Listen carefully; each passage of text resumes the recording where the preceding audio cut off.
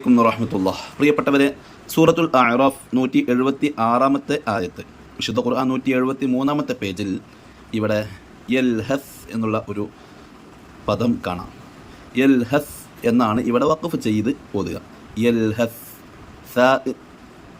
നാവിൻ്റെ തലയും മേലെ മുൻപല്ലിൻ്റെ തലയും മഖ്റജായിട്ടുള്ള സ എന്നുള്ള മഖ്റജ് അക്ഷരം യൽഹസ് എന്ന് പറഞ്ഞിട്ടാണ് അവിടെ വഖഫ് ചെയ്യേണ്ടത്. അവിടെ വഖഫ് ചെയ്യൽ ജായിസ് ആണ്, മുകളിൽ ജീം കൊടുത്തിട്ടുണ്ട്, അഥവാ വഖഫ് ജായിസ് ആണെന്ന് അറിയിക്കാൻ വേണ്ടി യൽഹസ്. ഇനി അവിടെ വഖഫ് ജായിസ് ആണല്ലോ, അപ്പോൾ കൂട്ടി ഓതുകയാണെങ്കിൽ അങ്ങനെയും ഓതാം. അപ്പോൾ കൂട്ടി ഓതുകയാണെങ്കിൽ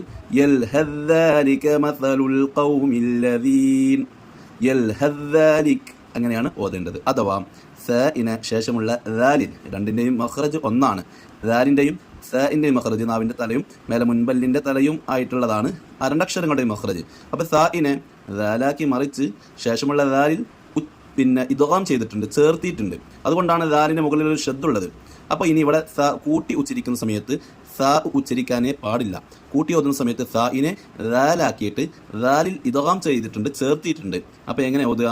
യൽഹദ്ദാലിക മസലുല്ലദീന മസലുൽ ഖൗമില്ലദീന കദ്ദബൂ. യൽഹദ്ദാലിക മസലുൽ ഖൗമില്ലദീന കദ്ദബൂ. അങ്ങനെയാണ് അവിടെ ഓതേണ്ടത്. യൽഹദ്ദാലിക്, യൽഹസ്ദാലിക എന്ന് കൂട്ടി ഓതുന്ന സമയത്ത് സ ഉച്ചരിക്കാനേ പാടില്ല. വഖഫ് ചെയ്യുകയാണെങ്കിൽ യൽഹസ് എന്ന് പറഞ്ഞ് വഖഫ് ചെയ്യാം. കൂട്ടി ഓതുകയാണെങ്കിൽ യൽഹദ്ദാലിക്. കണ്ടോ, ഹ ന് ശേഷം പിന്നെ ഷദ്ദുള്ള ദാലേ ഉച്ചരിക്കാവൂ.